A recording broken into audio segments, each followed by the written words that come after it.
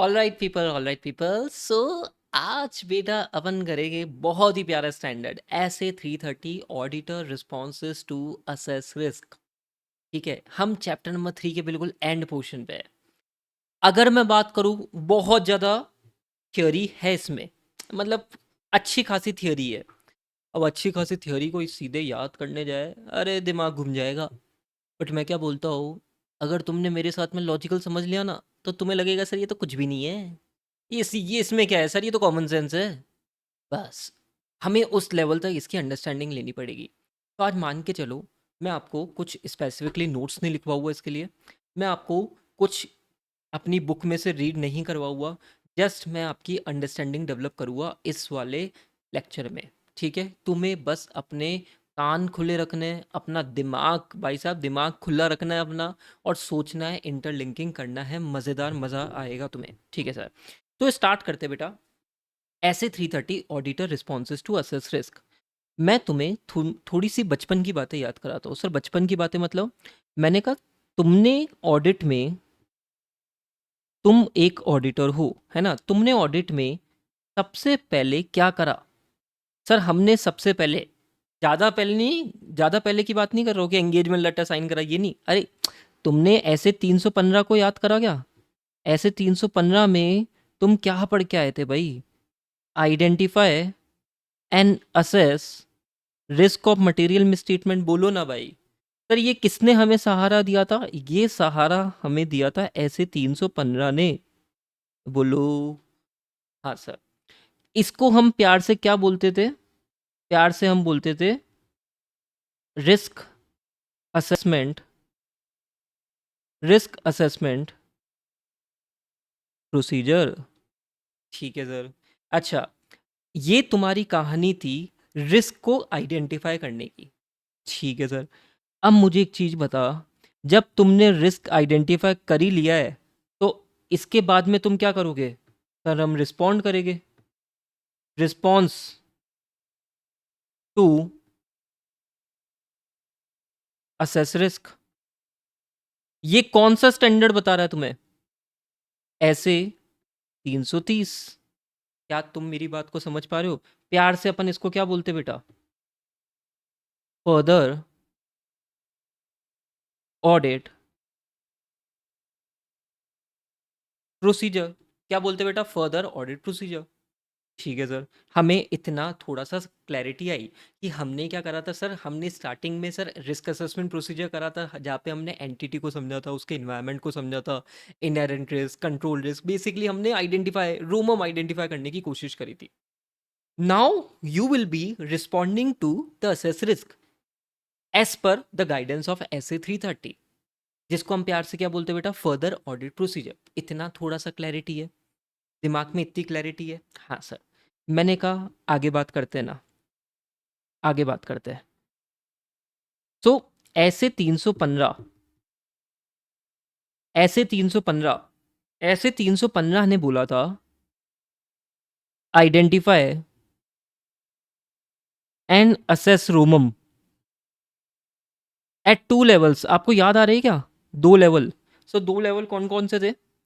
मैंने कहा भूल क्यों रहे हो? ओवरऑल फाइनेंशियल स्टेटमेंट लेवल, एक ये याद आना चाहिए तुम्हें, और एक होता है असर्शन लेवल। हाँ सर। ठीक है। ऐसे 330 क्या करेगा भाई? ऐसे 330 क्या करेगा सर? ऑडिटर रिस्पॉन्ड करेगा टू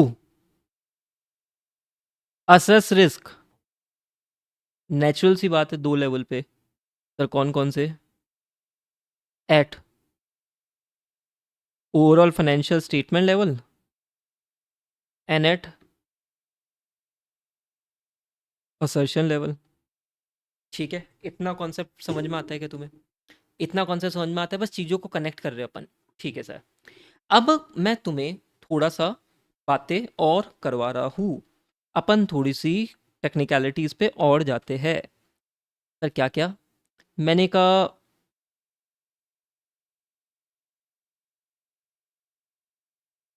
ऑडिट प्रोसीजर की दो स्टेजेस, जिसका अपन ने पहले भी डिस्कस करा था, वापस करेंगे। ऑडिट प्रोसीजर इन 2 स्टेजेस। बोलो ना भाई, बोलो ना सर, ऑडिट प्रोसीजर की 2 स्टेजेस बताओ ना भाई। तो मैंने कहा ऑडिट प्रोसीजर की 2 स्टेजेस कौन कौन सी होती है बेटा? लिखो ना यार, खुद से बना सकते हो तुम अब। Risk assessment procedure, risk assessment procedure, and दूसरा होता है आपका फर्दर ऑडिट प्रोसीजर। ठीक है बेटा, यहाँ पे तुमने क्या करा था सर? हमने यहाँ पे करा था आइडेंटिफाई एंड असेस रोमम, और यहाँ पे तुम क्या कर रहे हो बेटा? रिस्पॉन्ड कर रहे हो। इतनी बात समझ में आती है क्या?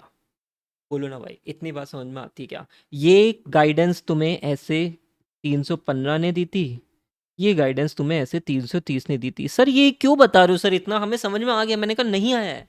ठीक है, तुम्हें जब तक मैं पूरा दिमाग में नहीं बिठा दूंगा ना ये चीजें, अपन आगे नहीं बढ़ेंगे। क्योंकि भाई मेरी बात सुन, बच्चा चार्टेड अकाउंटेंट बन जाता है ना, उसके बाद तक उसको ये बेसिक कॉन्सेप्ट क्लियर नहीं होता है, इसलिए वो ऑडिट में फेल होता है। समझ रहे हो तुम अपने कोई सीनियर से पूछना सीए फाइनल के बच्चे से, उसको पता है क्या कि भाई risk assessment procedure further audit procedure में ये डिफरेंस होता है बेसिक? सर इतना बेसिक डिफरेंस सर, ये तो हमें समझ में आता है। बेटा मैं समझा रहा हूँ ना, मैं समझा रहा हूँ ना, मैं इस लेवल तक तुम्हें लेके जाने की कोशिश करो, इसलिए तुम अपना दिमाग चला रहे हो। तुम पूछो ना यार, मैं बोल सकता हूँ 100 में से 90 बच्चे, 90 से 95 बच्चे डिफरेंशिएट ही नहीं कर पाएंगे। अच्छा 315 ने ऐसा बोला है कि हमें तो पता ही नहीं था भाई। समझ रहे हो?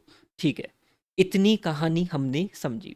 हमारा डिस्कशन किसका चलेगा सर? हमारा डिस्कशन ऑब्वियसली ऐसे 330 का चलेगा, तो हम इसकी बाइफिकेशन और करना स्टार्ट कर देंगे।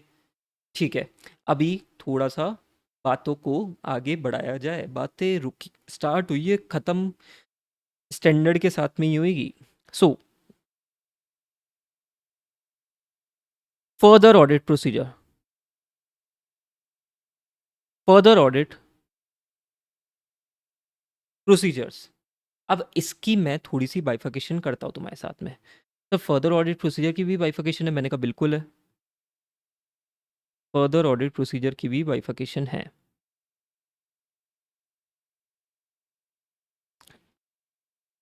सो पहला है आपका test of control. Test of control, जिसको अपन प्यार से क्या बोल सकते हैं? TOC। ठीक है, एग्जाम में शॉर्ट फॉर्म यूज मत करना बेटा। दूसरा है आपका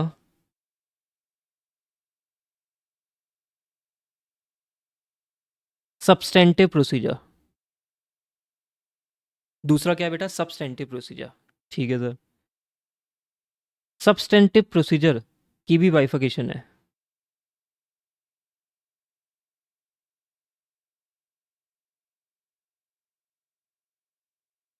सब्सटेंटिव प्रोसीजर की भी बाइफिकेशन है। एक है आपकी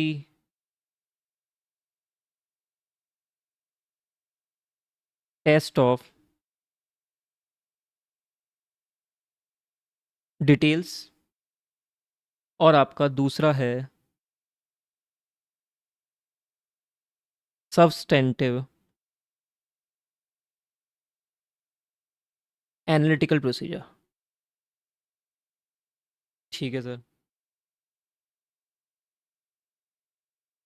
note number 1, and this is your note number 1 का एक्सपेंशन। ठीक है, इतना थोड़ा सा दिमाग में घुसा? हाँ सर, हमारा डिस्कशन टेस्ट ऑफ कंट्रोल पे बहुत डिटेल में होगा, सब्सटेंटिव प्रोसीजर में कम डिटेल में होगा एज पर इंस्टीट्यूट, बट हम अच्छा करेंगे, हम अच्छा करेंगे। इसकी बाइफिकेशन कौन सी होती है बेटा? Test of detail and substantive analytical procedure. ठीक है, क्लैरिटी है? ठीक है सर, मैंने कहा इसको मार्क करो ए, इसको मार्क करो बी। हमें ए और बी दोनों समझना है। ओके सर, अब थोड़ा सा और ज्ञान लेते हैं बेटा। इस पार्ट में, इस क्लास में बस अपन ज्ञान ले रहे हैं, अपन चीज़ों को समझ रहे हैं। मैंने कहा ऑडिट, ऑडिट को मैं हमेशा बोलता हूँ audit is a risk based approach, risk based approach, ठीक है। सीए फाइनल का कॉन्सेप्ट है ये, सीए फाइनल में डिस्कस होता है, मैं इंटर लेवल पे भी इसको डिस्कस करता हूँ, छोटा सा कॉन्सेप्ट है, कुछ है नहीं। सर क्या मतलब? मैंने कहा क्या हुआ, ऑडिटर ने क्या करा, ऑडिटर ने यहाँ पे रिस्क को करा, रिस्क का एक ट्राइंगल बनाया। यहाँ पे तो है उसकी लो रिस्क, यहाँ पे उसकी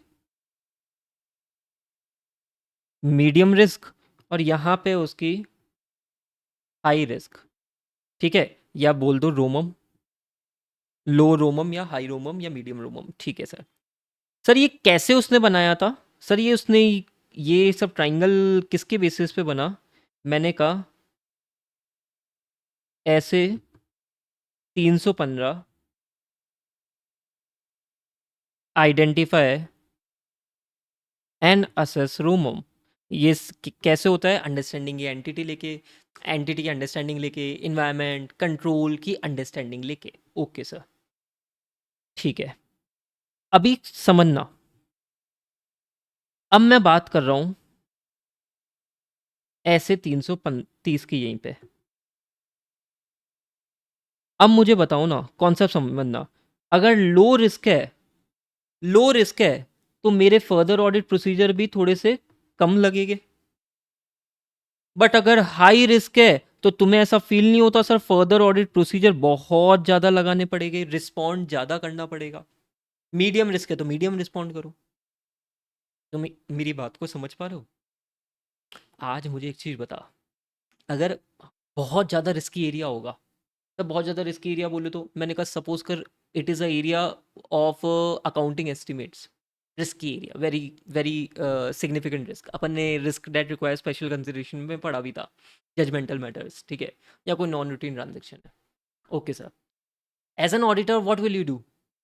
सर हम फर्दर ऑडिट प्रोसीजर से उसका रिस्पॉन्ड करेंगे, पर कितना करेगा मेरे भाई, कितना करेगा? सर हम करेंगे बहुत ज़्यादा रिस्पॉन्ड। मैंने यही तो तुम्हें समझाने की कोशिश करी है। Your nature timing and extent of procedure will increase, मतलब तुम्हारा एक्सटेंट ऑफ प्रोसीजर ज़्यादा होगा। टाइमिंग मतलब तुम क्या करोगे ऐसे एरिया में, शायद क्वार्टरली देख लो, ठीक है। समझे क्या? इतनी बेसिक बात समझ में आती है? हाँ सर, हमें ये कहानी भी समझ में आ रही है आपकी। मतलब मैं तुम्हें बस कनेक्ट करवा रहा हूँ प्रैक्टिकली, ऐसे 315 और ऐसे 330 को। ऑडिटर हवा में ऑडिट नहीं करता, ऑडिटर ने 315 के बेसिस पे रोमम को आइडेंटिफाई करा है, उसके बेसिस पे उसने एक बांट दिया, जिसको मैं स्पेक्ट्रम बोलता हूँ टेक्निकल टर्म में, पर मैं तुम्हें टेक्निकल टर्म नहीं बता रहा हूँ, ठीक है। यहाँ पे ऑडिटर ने क्या बांट दिया, लो रोमम, मीडियम रोमम, हाई रोमम, उसके हिसाब से वो रिस्पॉन्ड करेगा, एज सिंपल इज दैट। समझे क्या? हाँ सर, हम ये बेसिक कहानी भी समझ गए, ठीक है। अभी बेटा इसका क्या मतलब है, test of control substantive procedure, we will understand, ठीक है। मैं तुम्हें एक और चीज लिखवा रहा हूँ, जो पहले भी लिखवाई है, वापस लिखवा रहा हूँ, मेरे को मजा आता है लिखवाने में बार बार। ऑडिट प्रोसीजर्स, ऑडिट प्रोसीजर्स तुम्हारे कौन कौन से होते हैं? Inquiry, inspection, okay sir, observation, ठीक है sir, then analytical procedure,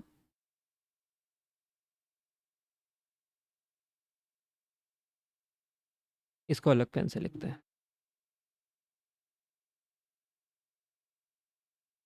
recalculation, री परफॉर्मेंस,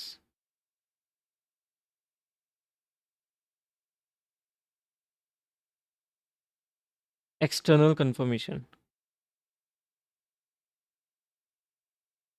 ठीक है सर। ये तो ऑडिट प्रोसीजर होते हैं, हाँ मैंने कहा रुक तो सही, क्या जल्दी हो रही है? ये जो चार प्रोसीजर है ना, ये तुम्हारे रिस्क असेसमेंट प्रोसीजर स्टेज में लगते हैं, ठीक है। ये चार, 1 2 3 4, बट अगर मैं फर्दर ऑडिट प्रोसीजर के बारे में बात करूँ ना, तो फर्दर ऑडिट प्रोसीजर स्टेज में ये सभी लगते थे, ये सभी लगते हैं। बच्चा यही कंफ्यूज होता रहता है, अरे कौन सा प्रोसीजर कौन सी स्टेज में लगना है, अरे तुम्हें बता दिया ना एक बार में, तुम ये दिमाग में फिट कर लो। ठीक है सर, क्लैरिटी है सर। थोड़ा सा इसको ध्यान रखना, एनालिटिकल प्रोसीजर होता है ना बेटा, आपको आगे जाके मैं ऐसे 520 बताऊँगा, ठीक है, बट अभी तुम्हें एक छोटा सा हाईलाइट इसलिए कराया क्योंकि ये दोनों स्टेजेस में लगता है, बच्चे इसको गलत मार्क करके आ जाते हैं एमसीक्यू में। तुम सर कैसे लगता है, क्या लगता है वो बेटा, जैसे जैसे आगे बढ़ेगी ना, अपन ए बी सी डी के हिसाब से चल रहे हैं ना, तो एकदम से जेड पे मत जंप करो, बस तुम्हें मार्क करा दिया है। ठीक है सर, इतना भी हमें क्लैरिटी है सर, अच्छा खासा डिस्कशन अपना चल रहा है। अब let's focus here. Auditor further audit procedure में उसको रिस्पॉन्ड करना है, he will be applying TOC, he will be applying substantive procedures, test of detail, substantive analytical procedures. ठीक है सर, मैंने कहा तुम्हें थोड़ा सा पहले मैं टेस्ट ऑफ कंट्रोल का एक आइडिया देता हूँ। एक test of control concept, test of control concept. अभी चीज को समझना, आप ऐसा कुछ करो, ये आपका इंटरनल कंट्रोल है। इंटरनल कंट्रोल किसका सर, ऑब्वियसली एंटिटी का, internal control of x limited. इसको अपन है ना अलग अलग स्टेजेस में कर देते हैं, जैसे कि सर,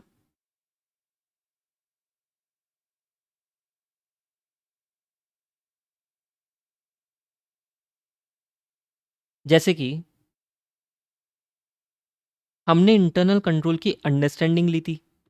आपको याद है जब मैंने आपको इंटरनल कंट्रोल का कॉन्सेप्ट समझाया था, केवल केवल केवल हम बार बार क्या पढ़ते थे, auditor obtain understanding, auditor obtain understanding. Yes sir, तो मैंने कहा इंटरनल कंट्रोल की केवल अंडरस्टैंडिंग ली थी। ओके सर, प्लस इवैल्यूएशन वाला टॉपिक पढ़ा था। ये सब किस में पढ़ के आए बेटा, ये सब किस में पढ़ के आए सर, ये सब हम रिस्क असेसमेंट प्रोसीजर में इसका डिस्कशन हो गया था। ऐसे 315 ही तो इनके बारे में बातें करता है, डिटेल में करके आए हैं। ओके सर, अब मैंने कहा अब तुम बातें करोगे टेस्टिंग की, टेस्टिंग ऑफ इंटरनल कंट्रोल, जिसका डिस्कशन किसने करा, ऐसे 330 ने। काफ़ी डिटेल डिस्कशन है, but we are just aligning everything at one place. तुमने इंटरनल कंट्रोल को अंडरस्टैंड कर लिया, इवेल्युएट कर लिया, क्या तुम्हारा काम हो गया एज अ ऑडिटर? नहीं। हम हमको क्या करना पड़ेगा सर, हमको उसकी टेस्टिंग भी करनी पड़ेगी। मुझे एक चीज बता, हाँ भाई, समझ लिया समझ लिया, तुम क्लाइंट के पास में बैठे, तुमने इंक्वायरी करी, इन सर क्लाइंट बता रहा है कि sir this is a purchase department, यहाँ पे ये पर्सन ऑथराइज है, हमने ऐसे ऐसे सेग्रीगेशन ऑफ ड्यूटीज़ करी है। सर माल जब आता है ना हमारी फैक्ट्री पे, तो सर ये राजू को बोल रखा है कि यू आर ऑथराइज पर्सन, तुझे देखना है कि माल पूरा एक्चुअल में मिला है क्या। ठीक है, फिर फलाना फलाना हम पेमेंट वाले को बोलते कि पेमेंट कर, ऐसा ऐसा हमने इंटरनल कंट्रोल बना रखा है, तुमने उसकी अंडरस्टैंडिंग ली। अरे अंडरस्टैंडिंग लेके कुछ नहीं होता, अरे उसकी टेस्टिंग भी तो कर। भाई तूने समझ लिया, उसको टेस्ट तो कर कि भाई कंट्रोल्स कितने तरीके से काम कर रहे हैं। अरे कंट्रोल्स है ना, अंडरस्टैंड करे ना, टेस्ट कर, अब टेस्टिंग कर। ठीक है, टेस्टिंग ऑफ इंटरनल कंट्रोल बहुत ही इंपॉर्टेंट एस्पेक्ट है ऑडिट का। अभी मैं तुम्हें बताऊं ना, बिग फोर वाले, जो बिग फोर की ऑडिट होती है ना, they focus so much on testing of controls. आप आर्टिकलशिप में जाओगे, आपसे इंटरव्यू पूछेंगे, भाई ये ऑडिट में टेस्ट ऑफ कंट्रोल क्या होता है। ठीक है, आप क्या बोलोगे, सर कंट्रोल्स को टेस्ट करना, इंटरनल कंट्रोल्स को टेस्ट करना, उसकी टेक्निकल वर्ड मैं यूज कर रहा हूँ, ऑपरेटिंग इफेक्टिवनेस को टेस्ट करना। चलो लिखवाता हूँ ये टेक्निकल टर्म भी, testing operating effectiveness of what, internal control. मतलब just focus on these two word. क्या कंट्रोल्स बढ़िया तरीके से इफेक्टिव वे में ऑपरेट हो रहे हैं क्या? ऑडिटर इसकी क्या करेगा? ऑडिटर इसकी टेस्टिंग करेगा। Only purpose is to test whether controls are operating effectively.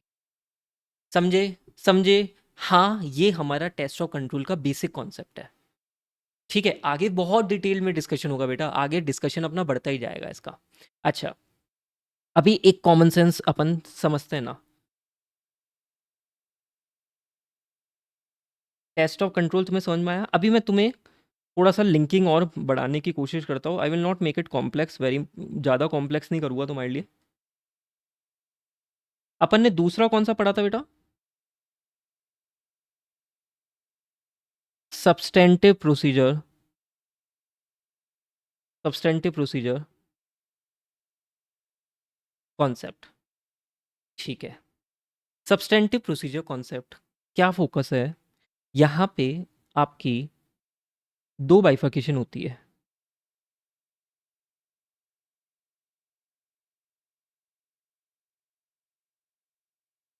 Test of detail and substantive analytical procedure. मैं तुम्हें एक एग्जांपल देता हूँ, एक एग्जांपल से तुम्हारा कॉन्सेप्ट बिल्ड हो जाएगा, सफिशिएंट बिल्ड हो जाएगा। उसके बाद में देखेंगे ना यार, बाद में क्या लोड लेते हो। सो सब्सटेंटिव प्रोसीजर का कॉन्सेप्ट अपन बात करते हैं आराम से। टेस्ट ऑफ डिटेल मतलब कुछ हम डिटेल में चेकिंग करेंगे। ठीक है सर, क्या होता है देखते हैं अभी। Example, X limited pay rent 50,000 पर month to Raju. Okay sir. Auditor auditor verified rent payment, rent payment उसने वेरीफाई कर लिया। टीडीएस भी डिडक्ट होना है, टीडीएस डिडक्ट भी उसने चेक कर लिया। ठीक है सर, उससे रिलेटेड सारी चीज़ें क्या क्या कर रहा है। अच्छा, रेंट अग्रीमेंट भी देख लिया। हाँ सर, रेंट अग्रीमेंट भी देख लिया कि भाई between X limited and Raju ही है ना। हाँ सर, ये सारी चीज़ें किसने करी? सर ये सारी चीज़ें ऑडिटर ने करी। इसको हम, ये जो उसने चीज़ें करी ना, डिटेल में चेक करी ना, this is your test of detail. ज़्यादा डिटेल में आगे बात करूँगा। ठीक है सर। फिर ऑडिटर ने एक और चीज़ करी। ऑडिटर ने थोड़ा सा एनालिसिस करा, एनालिटिकल प्रोसीजर लगाया। Compare it with industry rent. Industry के रेंट से कंपेयर करा कि भाई 50,000 ये पे कर रहे हैं, इंडस्ट्री का रेंट कितना है, फॉर एग्जांपल 10,000, 20,000, 30,000। ठीक है, कंपेयर करा। That is what your analytical procedures. मेरी बात को समझ पाएगा तू? टेस्ट ऑफ डिटेल बेटा, प्यार से क्या बोलता हूँ मैं इसको? TOD, substantive analytical procedure, very detailed coverage is in SA 520। हमारा तो अगर मैं तुम्हें बात करूँ, चैप्टर 3 में इंस्टीट्यूट ने सब्सटेंटिव एनालिटिकल प्रोसीजर को ज़्यादा एक्सप्लेन भी नहीं करा। उनको पता है बाद में एक्सप्लेन करना है। ठीक है, टेस्ट ऑफ डिटेल का कॉन्सेप्ट डिस्कस ही नहीं करा ज़्यादा, बहुत मामूली से कुछ डिफाइन कर दिया, बात खत्म। क्योंकि इंस्टीट्यूट को पता है इसका डिस्कशन चैप्टर नंबर 5 में होगा। चैप्टर नंबर 5 में भर भर के एग्जाम्पल हो गए। ठीक है, बट हम समझे तो सही कि सब्सटेंटिव प्रोसीजर का कॉन्सेप्ट क्या है। कुछ नहीं होता यार, जो भी ट्रांजेक्शन्स होते हैं ना, जो भी अकाउंट बैलेंसेस होते हैं ना, ठीक है, उनको हम चेक करते हैं टेस्ट ऑफ डिटेल में, एक with a proper discipline approach. For example, आज तुम्हें सेल्स को चेक करना है। आज एंटिटी ने सेल रिकॉर्ड करी है 10 लाख की, तुम मान लोगे क्या? नहीं सर, हम उसके इनवॉइसेस देखेंगे, हम उसकी GSTR 1 देखेंगे, सेल्स से रिलेटेड सपोर्टिंग डॉक्यूमेंट्स हम देखेंगे ना। हाँ सर, मैंने कहा सपोज कर एडवर्टीजमेंट, सपोज कर लीगल एक्सपेंस एंटिटी ने बुक कर रखा है 1 लाख का, तो तुम उसके सपोर्टिंग डॉक्यूमेंट्स, प्यार से मैं उसको वाउचर बोलता हूँ ना बेटा, वाउचर। ठीक है, उस सपोर्टिंग डॉक्यूमेंट्स को देखोगे ना। That is what sir, that is test of detail. ठीक है। और एन सब्सटेंटिव एनालिटिकल प्रोसीजर क्या होता है? आप रेशियो एनालिसिस कर रहे हो, एग्जाम्पल के लिए एक बेसिक एग्जाम्पल मैंने आपको दिया, रेशियो एनालिसिस कर रहे हो, आप कंपेयर कर रहे हो इंडस्ट्री से, कंपेयर कर रहे हो विद द प्रीवियस ईयर, यार इस साल खर्चा 20 लाख हुआ है, पिछले साल तो खर्चा ये 2 लाख का ही था, इतना अनयूजुअल सरकम, इतना अनयूजुअल डिफरेंस क्यों है? That is your substantive procedure. यहाँ पे कंट्रोल वंट्रोल नहीं भाई, कंट्रोल की टेस्टिंग तुमने ऊपर करी ना यार, कंट्रोल की टेस्टिंग करी ना इधर। हाँ सर, कंट्रोल की टेस्टिंग हमने करी। यहाँ पे तुम क्या कर रहे हो, अब एक्चुअल में फोकस कर रहे हो उस पर्टिकुलर आइटम पे, उस पर्टिकुलर ट्रांजेक्शन्स पे। Concept is clear? ठीक है, थोड़ा दिमाग में छपा, पूरा तो मैं छापना ही नहीं चाह रहा हूँ भाई साहब, पूरा स्टैंडर्ड बाकी है। फिर पूरे स्टैंडर्ड में क्या तुम्हें क्या करा हुआ मैं? ठीक है, टाइम पास थोड़ी ना करा हुआ, वो पूरा स्टैंडर्ड बाकी है ना। बट दिमाग में इतना घुसा, इतनी लिंकिंग हुई, इतनी लिंकिंग हो जाए ना भाई साहब, तुम बहुत आगे निकल गए। ठीक है, अब इधर देखो, एक कॉन्सेप्ट बस लास्ट में और छोटा सा लिखवा रहा हूँ, फिर अपन आगे देखेंगे, फिर अपन थियोरी पढ़ना स्टार्ट कर देंगे। मैंने कहा मैंने कहा auditor did test of control. Auditor did test of control, उसने कंट्रोल्स की ऑपरेटिंग इफेक्टिवनेस देखी। ओके सर, रिजल्ट दो आए। Result satisfactory, result satisfactory, result bad, मतलब बहुत ही खराब। ठीक है सर, ऐसे केस में अगर if you are comfortable with the controls implemented by the entity, मुझे बताओ ना, auditor will apply, auditor will apply limited substantive procedure.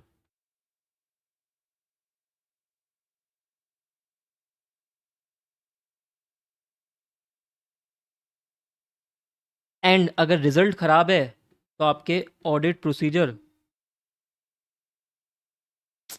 Audit procedure बहुत ज़्यादा बढ़ जाएंगे। That is substantive procedures, substantive procedures यहाँ पे बहुत ज़्यादा बढ़ जाएंगे। सर मतलब मैंने कहा सपोज कर कंट्रोल्स, सेल्स के कंट्रोल्स, जब तुमने सेल्स के कंट्रोल टेस्ट करे ना, बढ़िया मिले बढ़िया, तो मुझे बता सैंपल तू कितने लेगा सर? ठीक है, अपने जजमेंट के हिसाब से अच्छा सैंपल लेगे, पर ऐसा भी नहीं कि बहुत भर भर के लेने पड़ेंगे। बट सपोज कर कंट्रोल्स आर वेरी वीक, तो तू अपने जूनियर को क्या रिव्यू, जूनियर को क्या बोलेगा? हाँ बोलना भाई, चार्टेड अकाउंटेंट बोल। तू जूनियर को बोलेगा, देख जूनियर इसके सेल्स के जो कंट्रोल्स है ना बहुत वीक है, तो तू है ना इसकी चेकिंग बढ़ा दे भाई, चेकिंग बढ़ा दे, सैंपल साइज जोरदार लेवल का तूने बढ़ा के लेना है। अरे इट इज़ वेरी लॉजिकल ना, अगर कंट्रोल अच्छे है तो चीज़ें बेटर मिलेगी। ठीक है, पर कंट्रोल्स आर वीक, तो you need to apply more substantive procedures, जिसकी बाइफिकेशन होती है बेटा टेस्ट ऑफ डिटेल एंड कहा गया अपना सब्सटेंटिव एनालिटिकल प्रोसीजर। समझे क्या? क्या तुम मेरी बात को समझ पाते हो? बोलो ना भाई, क्या तुम मेरी बात समझ पाते हो? This is your concept, this is your concept. अगर तुमने ये समझ लिया ना तो तुम्हारा हो गया भाई, ऐसे 330 अब मक्खन की तरह निकलेगा। अब तो तुम्हें मैं ऐसे मक्खन की तरह ये स्टैंडर्ड करा हुआ ना, तुम बोलोगे सर मज़ा आ गया। बट इतना समझ में आना चाहिए, ये बच्चा नहीं समझता, ये बच्चे को मतलब नहीं होता, वो सीधे रटना चाहता है। अरे तुम रट लो, मैं लिख के बोलता हूँ, मैं तुम्हें इस टाइम पेपर पे लिख के दूँ क्या? तुम इसका आंसर ही नहीं कर पाओगे, तुम पूरी ऑडिट में परेशान रहोगे। ठीक है, तुम्हें क्या करना है, 30 मिनट्स में मैंने तुम्हें ये पूरा कॉन्सेप्ट समझाया है, तुम्हें बस 10 मिनट रोज अगले 4 दिन देने हैं, इस कॉन्सेप्ट को रिवाइज करना है, ताकि तुम्हारा पूरा ऑडिट का जो बेस है ना वो एक अलग लेवल पे पहुंच जाए। मैं बोलता हूँ सीए फाइनल के बच्चे से compete कर लेना, तुम जीतोगे वो बोलेगा भाई साहब ऑडिट किससे पढ़ के आए हो। ठीक है, चलो मिलते हैं नेक्स्ट पार्ट में, फिर अपन इस ऐसे 330 का जोरदार प्यारा लेवल का डिस्कशन करेंगे। Thank you.